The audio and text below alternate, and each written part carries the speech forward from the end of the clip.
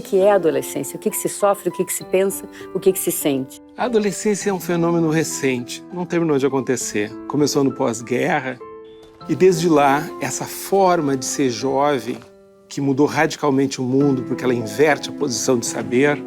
Como é que você vai viajar sem dinheiro? Não, diga! Isso é problema meu! Nós vamos falar da nossa adolescência, da sua adolescência e da adolescência de personagens, que assim fica um pouco mais fácil. Nós vamos falar de amores, nós vamos falar de sexo, nós vamos falar de homoerotismo, nós vamos falar de suicídio.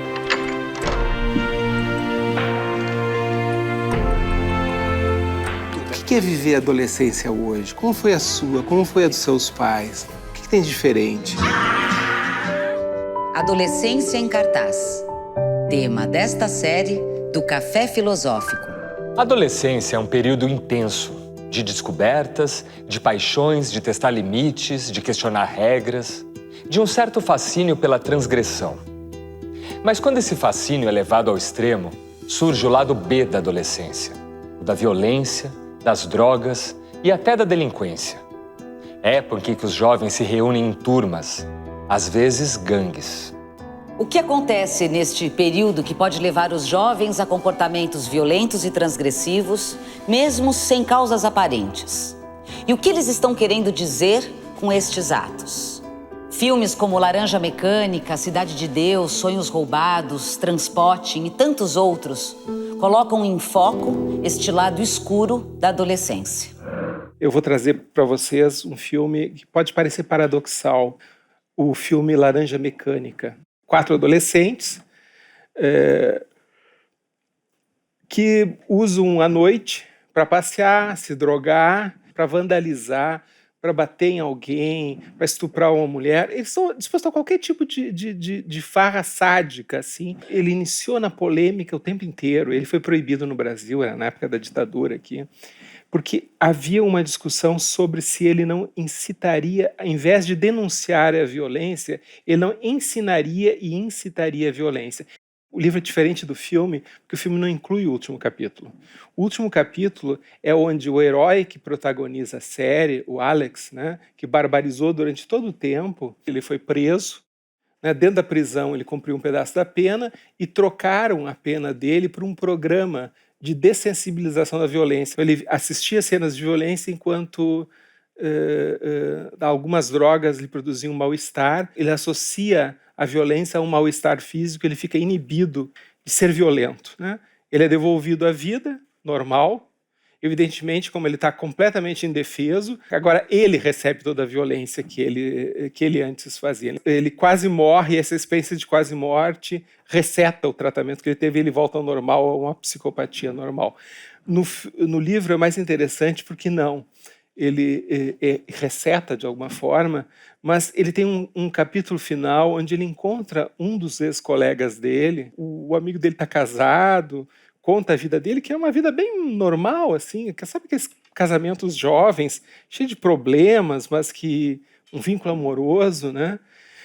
E ele se dá conta que talvez seja aquilo que falte para ele, e ele faz uma reflexão sobre o que ele passou. Eles têm um filho, isso eu não lembro. O fato é que ele faz uma reflexão sobre o que ele passou, se dá conta das burrices que ele fez, e aí o mais interessante para mim parece é o eixo o eixo filosófico do livro, que é a incapacidade da transmissão da experiência, que é uma coisa que qualquer pai de adolescente já viveu. O Alex, o personagem, diz o seguinte: daqui a pouco eu vou ter um filho, e ele vai fazer todas as burradas que eu fiz, e tudo que eu tentar dizer para ele para não fazer, ele não vai aceitar. Ele fala isso que a gente vive, ou seja, parece que as pessoas só aprendem com a experiência, né? Que não são incapazes de aprender com a experiência alheia, com a experiência dos pais. Em psicologia, a gente brinca com uma coisa que é uma brincadeira e não é uma brincadeira, é uma coisa séria. A gente define assim: a inteligência é a capacidade de aprender com a experiência. Aprendeu é inteligente, não aprendeu não é inteligente. E o que é o sábio? Aquele que aprende com a inteligência, com a experiência alheia. Né? Então, isso é uma genialidade de tu aprender isso. O Alex não acreditava nessa genialidade. Para ele, o mundo está as pessoas são reduzidas a aprender com as suas burradas, assim, numa espécie de é impossível transmitir a experiência vivida dos pais, ou seja, os pais não conseguem ensinar os filhos, né? Então isso dá uma dor, né? Tudo aquilo que eu aprendi foi em vão, só serviu para mim, né? Não vai adiante. Então, por isso que ao nosso ver essa obra ela serve para pensar a questão da adolescência, porque ela é de alguma forma uma adolescência na hipérbole, no exagero máximo do uso da violência. O normal de jovens, ele tem momentos de gangue, né? Quem já foi adolescente sabe. Tem momentos que, para se provar uns aos outros, né, eles fazem coisas transgressivas, roubam pequenas coisas, quebram não sei o quê, e para mostrar para os outros que tem coragem e ser aceito no grupo. A gente tem que entender que o adolescente ele está vivendo num mundo à parte, ele não foi capturado pela lógica do mundo adulto, ele não quis entrar ainda, ele está testando, né? Então ele tem uma exterioridade, e essa exterioridade que faz o vandalismo, porque aquele mundo não é dele ainda, né? É um ataque a esse mundo, é um ataque à ordem, é um ataque às instituições, é um ataque a tudo que ele sente que o oprime. Essa exterioridade coloca o outro, nós, os adultos, a sociedade como inimigo. Então, essa questão da violência, da marginalidade, da delinquência, faz parte da adolescência nisso, né? Acho interessante a gente entender que esses jovens, essa gangue do Alex e seus drugues, porque é próprio das gangues adolescentes e é próprio da adolescência a gente constituir um vocabulário próprio. Se quer saber a idade de alguém, é só pegar o corte geracional das gírias que a pessoa usa. A gente vai usar as gírias da nossa adolescência. Essa acaba sendo a nossa língua-mãe do sujeito que nós vamos ser publicamente. E o Alex e seus drugues falavam uma língua que eu não me lembro o nome, que o autor criou, e eles têm essa coisa de ser uma espécie de pequena pátria temporal. O interessante é que os grandes, além das mulheres, que agora eu já vou falar um pouquinho mais, a quem os drugues, enfim, esse grupo combatia eram os velhos, ou seja, a sabedoria do mundo, né, aquela que o Mário contava que não é possível de ser absorvida, os intelectuais, né, que é, digamos, a sabedoria constituída, o conhecimento, e as mulheres. Quando a gente fica sem um lugar para ser, sem um assento simbólico, sem um espaço de referência, sem uma capacidade de elaboração, que é o recurso simbólico que a gente herda e faz com aquilo um instrumento para poder pensar e para poder elaborar as coisas, a gente fica fadado a atuar, né? Fica fadado a fazer atos que tentem nos fazer parecer vivos, que tentem nos fazer parecer valiosos, que tentem nos fazer parecer fundadores de alguma coisa que nunca existiu, né? A gente precisa inventar a roda a cada geração. E é isso que muitos adolescentes fazem, e é por isso que a adolescência é tão perigosa, porque ela é fadada a acting out, ou seja, eu vou lá e invento a roda e digo que a roda nunca existiu, porque a minha roda é tal tipo que nunca foi feita, que roda muito mais, etc. Eu preciso saber que a minha chegada no mundo vai fazer diferença. A violência é um desconcerto teórico, especialmente quanto ao fascínio que pode causar. Como todos os assuntos para os quais temos poucas ferramentas teóricas para dar conta, é muito mais fácil encontrar suas causas na influência da mídia, do que olhar com coragem para dentro de nós e ver como a nossa agressividade é epidérmica e atinge principalmente os jovens, tanto por serem mais vulneráveis, como para usá-la para expressar-se pelos mais variados motivos. Especialmente os pais estão interessadíssimos na tese de que a violência nasce da mídia, pois os livra da acusação de uma educação omissa, quando perdem um filho para a marginalidade ou quando seus filhos usam a violência como dialeto constante de suas reivindicações. No próximo bloco... O que é ser transgressivo hoje?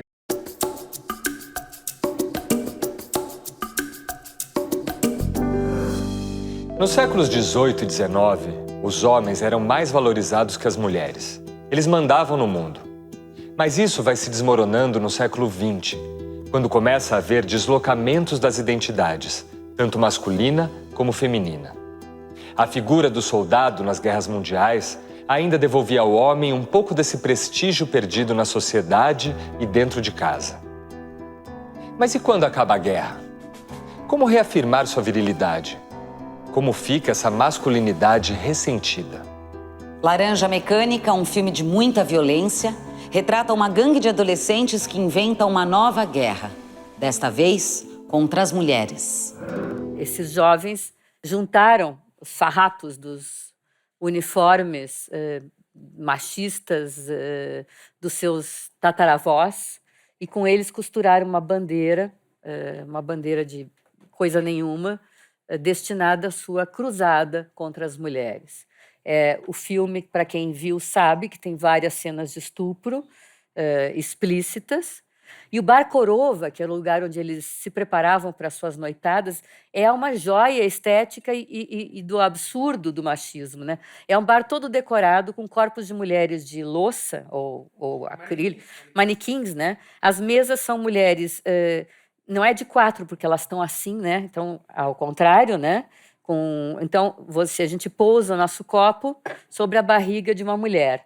E o que eles bebiam era leite adicionado de drogas estimulantes, ou o que se quisesse, né? O cardápio era variado, e esse leite com drugs era tirado de manequins também, que jorravam esse leite pelos seios, né? Então, não é só uma situação abusiva ou escrachada de sarcasmo, de sei lá o que, com as mulheres, mas também com a figura da mãe, né? Essa figura da mãe vai ser para sempre, para homens e mulheres, a figura do poder feminino mais assustador.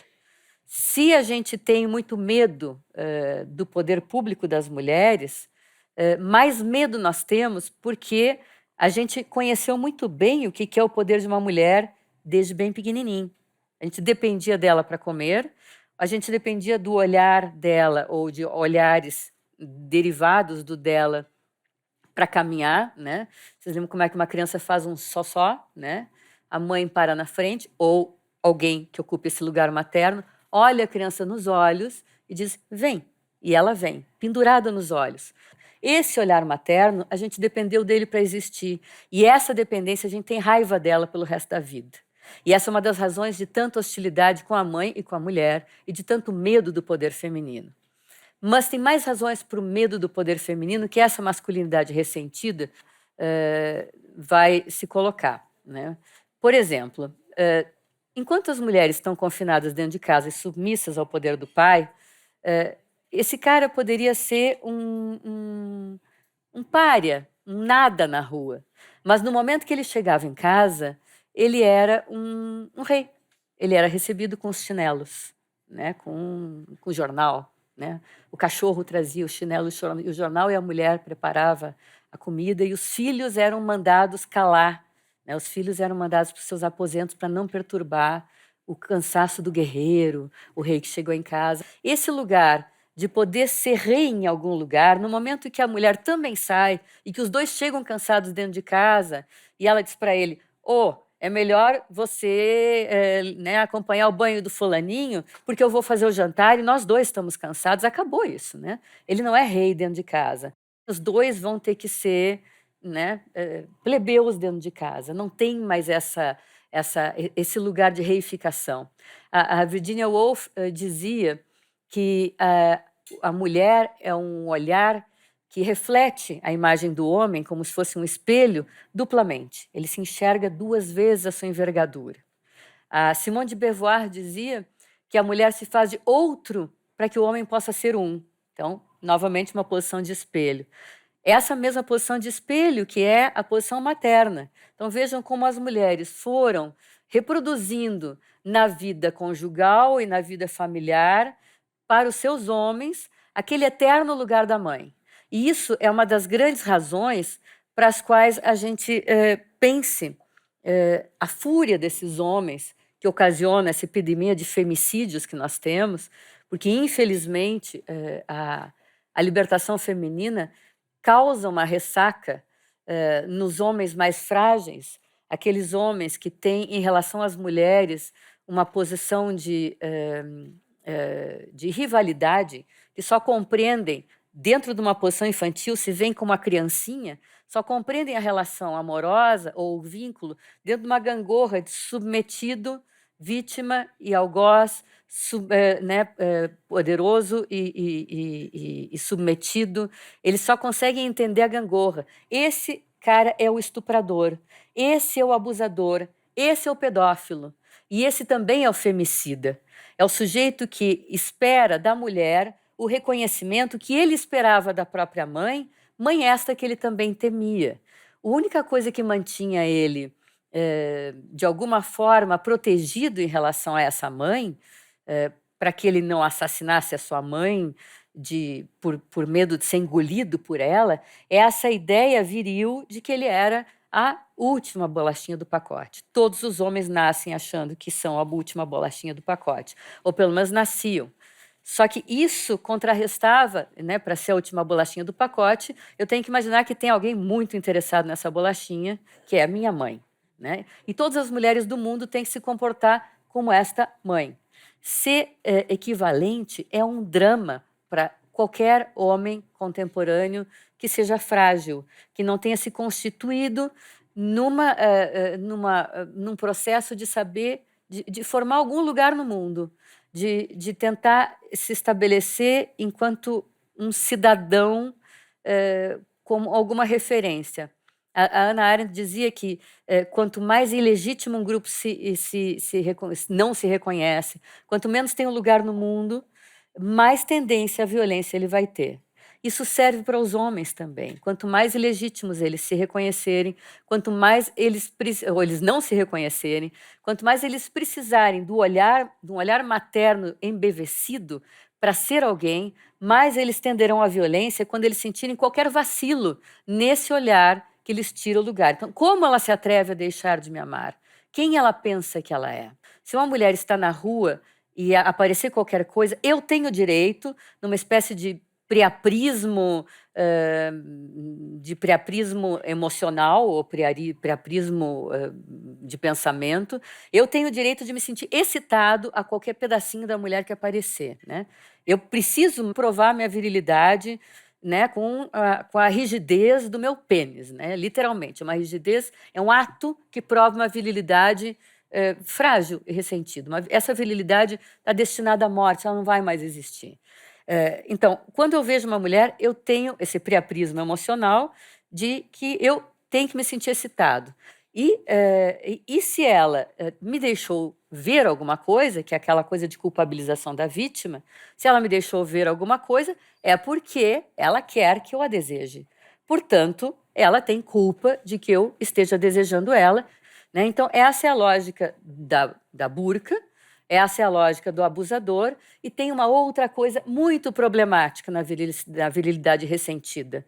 Antigamente, bastava o sujeito se sentir excitado, ficar com seu pênis ereto, ejacular, ele já era homem. Alguém ouviu falar da mulher nessa história? Que mulher? Não, né? Só que agora tem uma questão. Espera-se que um casal sinta prazer. Espera-se que um homem conheça o corpo de uma mulher, assim como ela conhece o corpo dele, e ele passa a ter um corpo inteiro e não só um pênis, e ela passa a ser um corpo com o qual eles se relacionam e não só um buraco, para que haja uma relação de prazer mútuo. Esse é um grau de entrega muito assustador para um homem que teme ser engolido pelo fantasma da sua mãe, e ao mesmo tempo ele precisa ter uma virilidade sustentada, né? Não basta, né? A ejaculação precoce é um problema a partir do momento em que o prazer da mulher passa a ser uma questão. Isso é muito irritante para esses homens frágeis, né? Dependentes de uma mãe voraz, né? Que eles imaginam que é voraz, mas que não os come, porque eles são maravilhosos, né? É uma pergunta que chegou pela internet. Diz assim: por que a misoginia virou uma arma política com discursos de ódios, e o que explica o fascínio do adolescente por esse discurso? A Hannah Arendt colocava uma questão, né? O que tu faz quando tu lega, quando a tua herança é a revolução, é a transgressão, é o ser diferente? Aí tu vai, transgride, e tu leva para eles que eles têm que ser transgressivos né? É ser transgressivo hoje.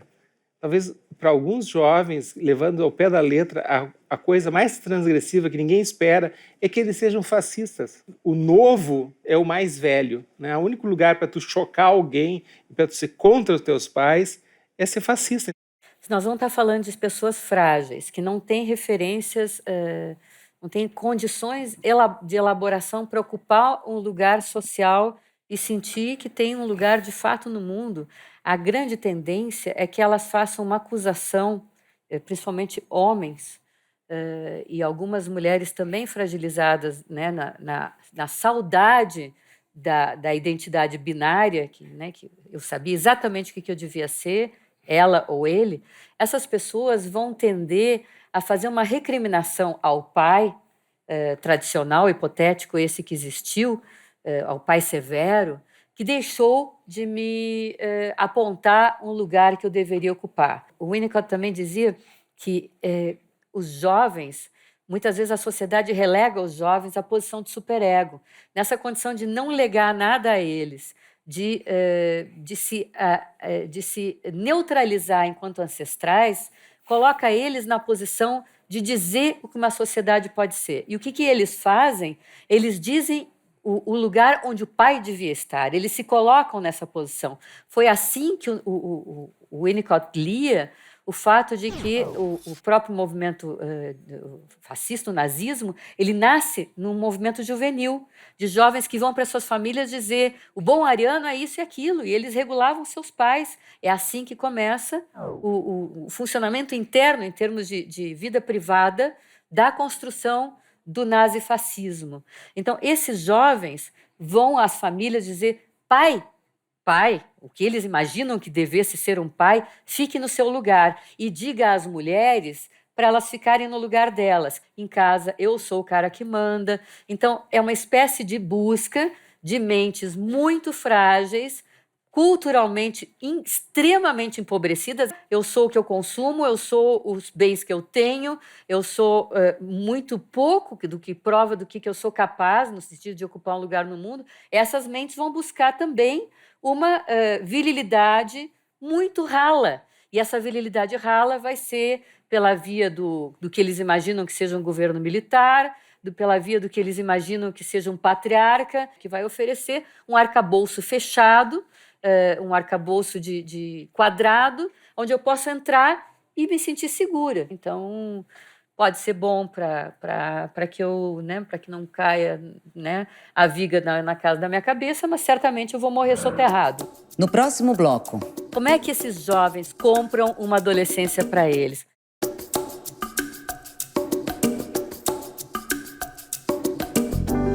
Nossa sociedade tem idealizado a adolescência como sendo um período em que conquistamos liberdade, nos desgarramos da família e saímos para a rua querendo construir o nosso caminho.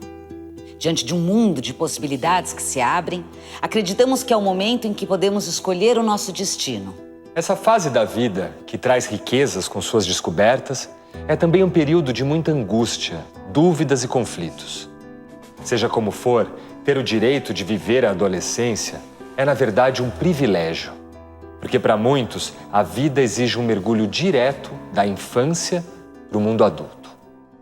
A adolescência é um luxo. Por quê? Se você tem um adolescente, alguém está sustentando.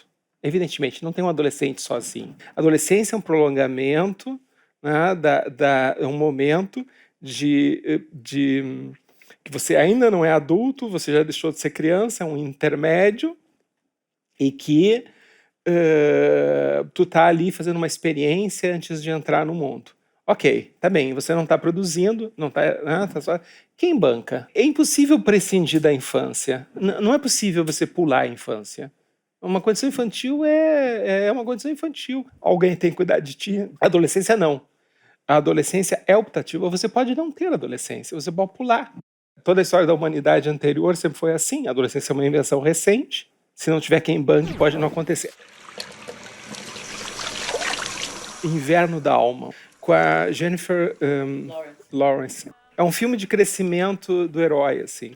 ela tem 16 anos, vive com os pais. A mãe é catatônica. Não sei se você sabe o que é catatonia. É uma pessoa que está num estágio de depressão tão avançado que ela não reage, não fala, não faz nada, precisa ser cuidado o tempo inteiro. E ela tem 2 irmãos menores que ela tem que cuidar. Ela é a mãe, né? Ela tem 16 anos e ela é a mãe desses filhos. Ela vive no interior dos Estados Unidos, no interior pobre, mais pobre possível. E a família dela é uma família de várias gerações de marginais. O drama é o seguinte: o pai dela sumiu, não aparece em casa, não sabe onde é que está faltando dinheiro em casa, não tem o que dar de comer para as crianças, tem que viver da caridade dos vizinhos. Até que ela recebe a visita de um funcionário da justiça dizendo que o pai tinha empenhado a propriedade, hipotecado a propriedade, para conseguir a liberdade condicional, para conseguir, aliás, responder um processo em liberdade, né? E que, como ele não apareceu frente ao juiz, como ele desapareceu, sumiu, eles vão executar a hipoteca, eles vão perder a casa. Jessup signed over everything. If he doesn't show at trial, see, the way the deal works is you all gonna lose his house here and got some place to go. I'll find him. Então, o que ela faz? Ela tem que começar a descobrir aonde está o pai, porque o pai tem que aparecer para elas não perderem a propriedade. Então, a questão dela é a busca pelo pai. Só que ela descobre rapidamente que o pai está morto, que o pai fez um acordo com a polícia por delação premiada, a gente conhece isso. Né? E delação premiada, entre mafiosos, você sabe onde que vai parar, né? Então, o pai é assassinado. Ele é retirado da cadeia, paga uma coisa, né? E o matam. Só que ela tem que provar que o pai está morto, para não perder a hipoteca da casa. Então, ela não tem nem tempo de chorar esse pai. Ela tem que brigar pela sobrevivência do que lhe sobrou. Uma mãe catatônica e as 2 crianças. Esse filme é sobre uma menina que não tem adolescência. Ela tá presa. O que é a adolescência para nós? A adolescência é naquele momento da vida que você tem, aos 15, 16 anos, que você tem para se desligar da tua família, escolher um destino, pensar uma profissão, ser diferente dos pais, contestar os pais. Ela não tem essa chance. Ela não consegue se desligar da herança paterna.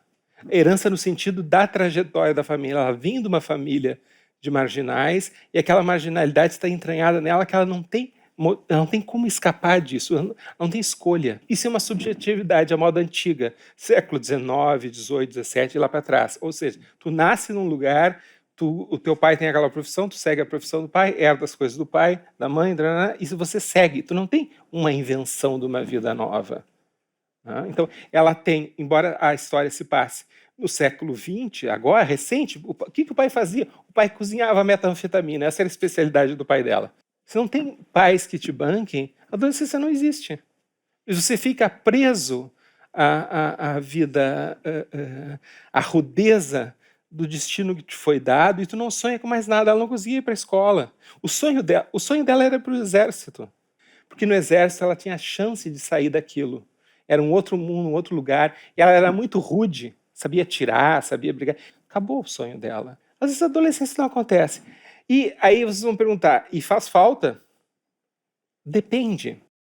Os casos que eu tenho são de pessoas muito bem resolvidas, muito sábias e que, como é que se diz assim, que deram super certo na vida, assim. Então, a adolescência ela não é necessária do ponto de vista, assim, um momento de construção pessoal, que você é uma aprendizagem, blá, blá, blá. Não necessariamente funciona assim. Mas como tu está tomado num mundo que vive a adolescência, uma idealização da adolescência, o que acontece é que essas pessoas, na meia-idade, elas sentem que a vida lhes deve algo, porque elas não tiveram adolescência. Então, é uma espécie de dívida posterior, assim, numa espécie de todo mundo teve e eu não tive. Sabe, essas férias, né? Todo mundo fez essas férias da adolescência, esse momento de festas, de gozo, de encontrar coisas novas, de viver coisas extraordinárias, eu não tive. Então tem um certo ressentimento, mas não todos.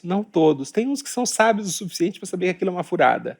Não é necessário que alguém, para ser um adulto realizado, tranquilo, sábio, Não é necessário uma boa adolescência. Ela pode não acontecer. Essa questão da não adolescência, a gente usa também para que a gente possa entender o quanto a adolescência é uma crença social que a gente tem de algo que a gente naturaliza. Vem a puberdade, vem os caracteres sexuais secundários, então é natural que a gente entre na adolescência. Não. O fato de que a gente tenha estabelecido essa moratória, como a Erik Erikson explicou, que é uma moratória, onde eu contraio dívidas na vida, mas que eu não vou pagar depois. Então, esse tempo é uma paixão social nossa, de que existe essa época onde o sujeito está suposto a se desenvolver mentalmente, onde o sujeito está suposto a poder escolher. Né, que a nossa grande fantasia é de que alguém vai escolher e vai gozar aquilo que a gente espera que a vida possa dar de melhor. E essas fantasias estão todas colocadas em relação à adolescência. Só que vamos pensar como que isso acontece com aqueles que ninguém banca o luxo de adolescer. A sociedade tem que pagar pela adolescência, as famílias têm que pagar pela adolescência. Esse período em que se fica estudando, criando, sendo aprendiz da vida, esse período de estágio, alguém está sustentando.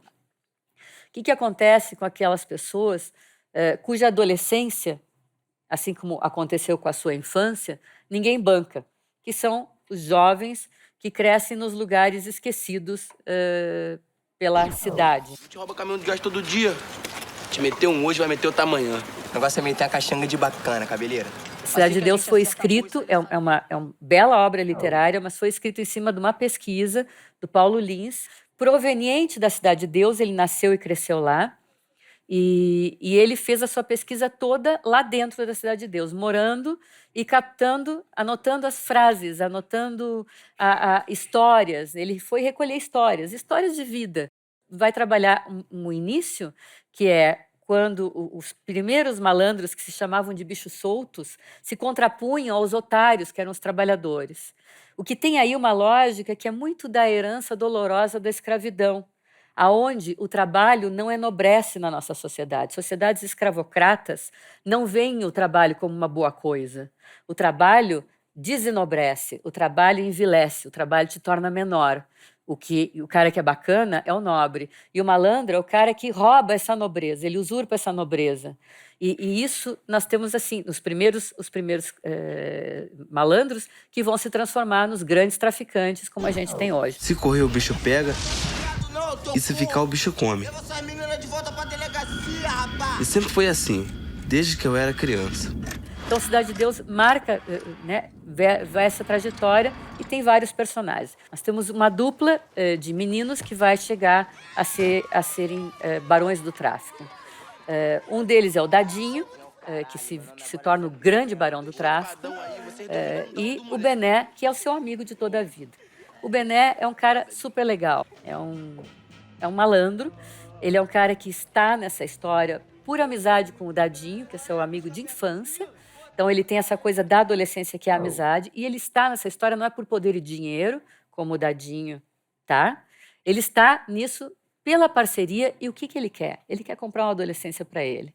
Então, ele pega um drogadinho desses que frequenta o morro, né, que começa a vender, aqueles que começam a vender a máquina fotográfica do pai, enfim, para comprar coca, né? Então, o que aqueles caras descobrem? Né? Que nós não precisamos roubar ninguém, né? Os burguesinhos vêm e nos trazem as suas coisas em troca de... Né? Levam para o morro as suas coisas em troca de drogas. Ele parafina os cabelos, ele faz uma tatuagem, ele vira playboy, ele vira um adolescente. O sonho dele é comprar uma adolescência para ele. Como é que esses jovens compram uma adolescência para eles? Com objetos que simbolizem o ócio, que simbolizem o prazer de viver, a marginalidade no sentido de eu não funciono conforme suas regras, eu estou aqui para me divertir. Objetos que simbolizem a adolescência eterna. Esses são, digamos, as insígnias que os jovens desprovidos de qualquer reconhecimento social vão buscar. Então, nós temos a busca desse reconhecimento dos desvalidos pela via da violência, principalmente contra as mulheres, mas da violência como um todo. Tem a figura, tem uma coisa muito importante que aparece em Cidade de Deus, que é o poder da arma. A arma nivela as hierarquias. Se eu tenho uma arma, eu sou alguém, e se eu mato, tem uma passagem do filme muito dolorosa, está lá uma criança, que é o filé com fritas, ele está subindo na hierarquia do tráfico, e o traficante mor, que é o Dadinho, testa ele, pede que ele mate outra criança como ele. E ele mata. Vambora, filé. Quero ver se você é do conceito agora. Ah, tá chorando, amigo. Vai lá, vai lá. Por que você não vai embora logo, amigo? Bora, filé. Não tem desespero não, Como man. se ele desse um tiro no espelho da sua própria infância. E a partir daí ele diz, agora eu sou um sujeito homem. Vejam bem que não é um rito de passagem, é um evento de passagem, que é um jeito de comprar a condição adulta à vista. Comprar a prazo é o que a gente faz na adolescência, vai comprando aos pouquinhos. Então nós temos eventos de passagem, aonde a violência, aonde a marca do que seria o homem guerreiro, a compra da virilidade, da identidade tradicional masculina é feita de uma forma crua, é uma forma de uma grande passagem ao ato, e é uma forma que a gente joga essas criaturas que não têm outra possibilidade de constituir um lugar social. Uma das grandes brigas do pessoal da Cidade de Deus foi que eles passaram a sofrer muita discriminação depois desse filme. Por quê? É considerar a maçã podre como a representante do cesto. Por que a gente acha que todo mundo numa favela é marginal, quando, na verdade, o grosso das pessoas da favela são trabalhadores guerreiros, sofrendo horrores e indo ali todo dia trabalhar? Porque, de alguma forma, a gente espera que esses jovens realizem uma fantasia que a gente tem. Quando a gente é criança, ou lá nos nossos sonhos, quando alguém nos incomoda, o que a gente pensa? Tomara que morra. Não pensa? Né? A gente pensa essas coisas, e os nossos sonhos sonham essas coisas. Isso as crianças dizem, ou pensam mais explicitamente. Os adultos sonham e se admitem, também fazem. Então, a gente projeta sobre esses jovens que a gente considera que teriam razões para nos odiar, que teriam razões para se vingar, que teriam razões para querer conquistar algo, né, que nós hipoteticamente temos, os mais abastados. Então, a gente espera que eles realizem uma fantasia infantil nossa, que se vinguem, que consigam as coisas pela via da morte, pela via da submissão do outro, que não existe poder maior do que acabar com a vida de alguém. Então, essa fantasia projetada sobre aqueles que a gente imagina estar prejudicando com a nossa exploração, é o que faz que a gente pense que todos os jovens negros, pobres, estejam querendo matar aqueles que estão numa posição mais abastada. No próximo bloco. Quando você fuma maconha, você se sente inteligente, não é porque você ficou inteligente, é porque o teu sistema cognitivo ficou rebaixado e tu tem grandes insights sobre o óbvio. Mas não te parece o óbvio, te parece a genialidade, parece Einstein.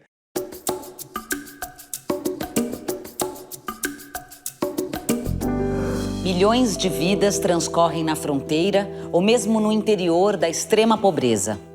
São crianças e jovens desprovidos de incentivos e de proteção, vítimas de todo tipo de preconceito. Nessa falta de condições, o caminho para o crescimento é um campo minado. Muitos deles veem como única saída comprar o alvará para uma adolescência, através do tráfico ou da prostituição. Um estudo feito pela jornalista Elaine Trindade, a partir de diários de jovens que sofreram abuso sexual na infância e que acabaram tendo alguma passagem pela prostituição, também inspirou o filme Sonhos Roubados. Uma dessas meninas confessa ao seu diário: aos 10 anos, com a grana da prostituição, comprei minha primeira Barbie. O que a gente tem de importante é entender o quanto muitas meninas precisam performar uma feminilidade que elas ainda não conseguem bancar, e é nesse momento que essas meninas são, digamos, rapinadas pela sociedade pedófila. A sociedade nossa tem o que muitas feministas têm chamado de cultura da pedofilia, que são essa imagem da beleza, essa beleza da mulher imberbe, da mulher muito magra, que ainda não tem os volumes, né, que tem um corpo de criança, ou da ausência de pelos pubianos, né, que é como digamos, uma vulva de um bebê ou de uma criança pequena, pré-puberdade, que as labioplastias de vulva que as mulheres têm se submetido, tudo para parecer o quê? Para parecer uma criança ou para parecer uma puber, uma pré-puber, né? Então, tem essa coisa de pegar no pulo essa menina, que é uma menina e que se parece com uma mulher, portanto, está numa situação de inocência, está numa situação de fragilidade, que é como o machismo quer ver a mulher, né? Essas meninas acabam, muitas vezes, usando a prostituição como forma de se apropriar daquilo que é, né, fazer ativamente aquilo que elas sofreram passivamente. Então, eu vou ganhar dinheiro com isso. E para comprar o quê? Para comprar uma adolescência. Para comprar, né, ingresso para o baile funk, onde elas dançam. Vocês podem dizer que tem erotização na música funk? Tem, mas é uma erotização que elas vão porque querem, porque elas brincam, porque elas estão no controle da coisa. Digamos, um nível muito frágil de cultura, porque nós estamos em torno dos clichês de gêneros.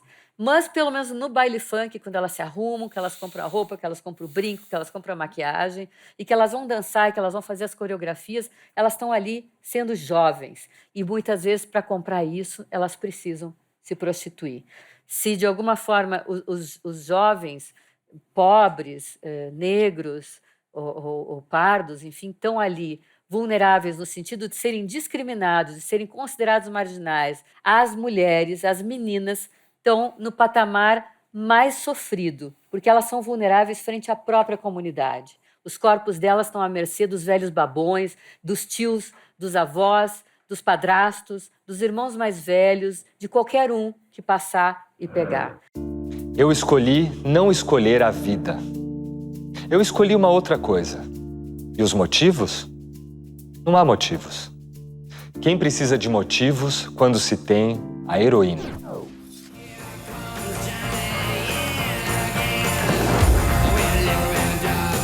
Transportem é um filme maravilhoso para pensar a complexidade que é a droga. A gente tem uma visão muito simplista da droga. A gente não consegue vencer a droga porque a gente não entende a complexidade do seu mecanismo. Alguns dos nossos valores, né, de felicidade, de consumo, eles deixam portas abertas para que a gente pense que as drogas possam ser uma solução. Transportem acompanha a vida de um grupo de adolescentes, de uns amigos, quer dizer, amigos não, né?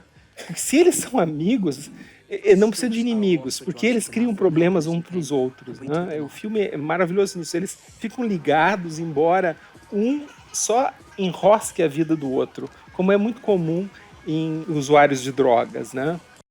Eles acabam descendo de encrenca em encrenca justamente pelos amigos psicopatas que só te colocam empecilhos na vida e que te colocam em ciladas e, enfim, e a coisa só anda para trás. Vocês poderiam falar sobre maconha? Primeira questão que é preciso dizer é que as drogas, elas são as drogas ilícitas e as lícitas, elas não atuam no corpo de cada maneira. Vocês podem perguntar para qualquer psiquiatra que vai receitar uma medicação para vocês, ele vai testar.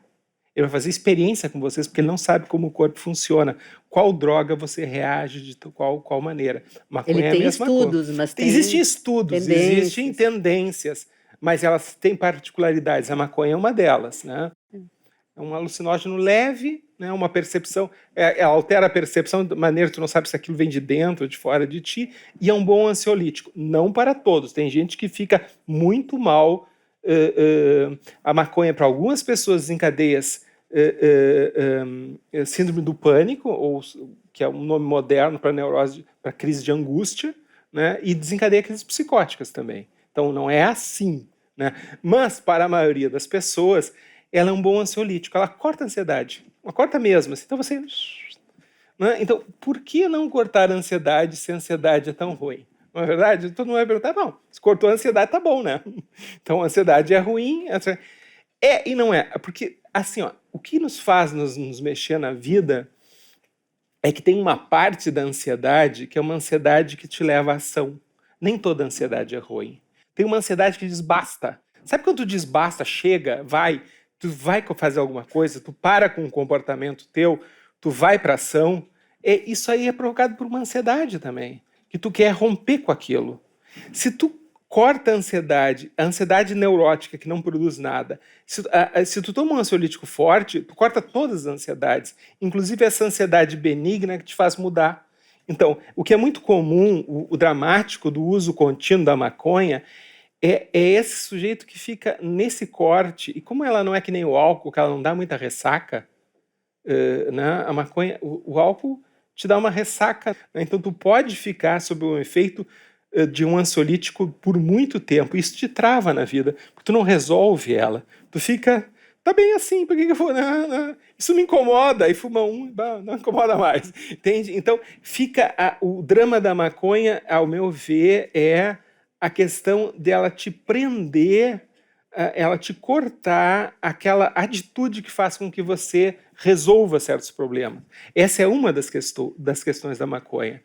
Né? A outra é uma questão cognitiva, porque um dos efeitos da maconha é que ela ela faz um rebaixo da cognição, e você fica, sob o efeito da maconha, você fica que nem uma criança. Sabe aquele assombro que as crianças têm de ter grandes sacações? As crianças têm grandes sacações porque elas estão ali exercendo as grandes sacações. Quando você fuma maconha, você se sente inteligente, não é porque você ficou inteligente, é porque o teu sistema cognitivo ficou rebaixado e tu tem grandes insights sobre o óbvio. Mas não te parece o óbvio, te parece a genialidade, parece Einstein, né? Que tu, peguei! No outro dia tu vai ver a anotação. Quem riu já sabe. Quem riu já sabe. No outro dia tu vai ver, não é nada disso, né? É porque você está numa condição infantilizada, então tudo te parece deslumbrante, uau, né? E a maconha faz tudo virar pensamento associativo, né? É que os psicanalistas adoram pensamento associativo. O que te faz lembrar isso? Lembra isso, lembra isso, lembra isso, lembra isso. É bom para fazer poesia. Lembra isso, lembra isso. Agora, para o raciocínio da vida, não, né? Não é associativo. A vida precisa de lógica. Isso, aquilo, né? A soma, subtrai, contrai aqui, lógica. Isso contradiz isso. Não. Na maconha, não. Na maconha, os pensamentos são assim. E, para alguns momentos não tem problema. O problema é se tu fuma o tempo inteiro, esses pensamentos assim fazem circuitos neuronais permanentes. Não é permanente o efeito, é permanente o efeito desse circuito, desse modo de pensar errático, que pode ser interessante para algumas coisas, mas para o frigir da vida, ele pode ser muito problemático, ele te emburrece. Tu fica numa errância mental, e que é bem preocupante. Isso que me preocupa. Que fique bem claro que nós estamos falando de problemas do uso abusivo de alguma coisa, e vejam bem, são problemas diferentes disso que fica se dizendo, porque a porta de entrada para drogas mais pesadas, porque começa com a maconha, vai acabar no crack. Não, de jeito nenhum, não se trata. Se alguém vai acabar no crack, não é porque começou com a maconha, porque vai acabar no crack, porque justamente, que é o tiro curto, que é a morte, a felicidade terminal. São modalidades diferentes. A toxicomania, propriamente dita, não é um adolescente fumando maconha junto com seus amigos. Isso está muito bem retratado no Bicho de Sete Cabeças, no filme, que acaba internando adolescentes por causa de baseado. Isso é uma barbaridade. Que isso, cara? Me solta!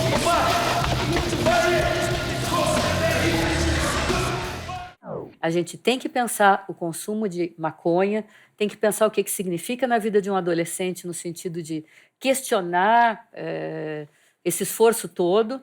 É uma versão muito soft que os adolescentes fazem de perguntar para os adultos: para que mesmo tudo isso? Será que vale a pena?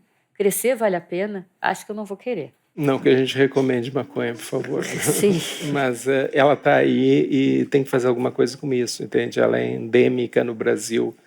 Se você fosse prender todos os usuários de maconha, a gente tinha que cercar o estado do Pará. Ia virar o alienista, né? Virar o alienista, assim, porque os adolescentes, meu Deus do céu, quem é que não né, quase todos fumam maconha, então a gente tem que, né, fazer alguma coisa com isso. Começar por não né, tornar ela um demônio. O mais importante é a gente se dar conta que crianças ou adolescentes não se constroem a partir do que a gente diz. Elas se constroem a partir do que a gente faz e do que a gente é e do que a gente realmente acredita. Então, sermão não adianta. O que adianta é exemplo. Mais reflexões no site e Facebook do Instituto CPFL e no canal do Café Filosófico no YouTube. Eles não sabem que valores transmitir, porque tudo mudou, porque eles não estão numa posição de autoridade. Realmente é difícil educar adolescentes. Não aprenderam a viver em sociedade, a ter empatia com o outro, se colocar no lugar do outro, porque tem muita gente mal educada hoje por causa disso, porque os pais não sabem como educar.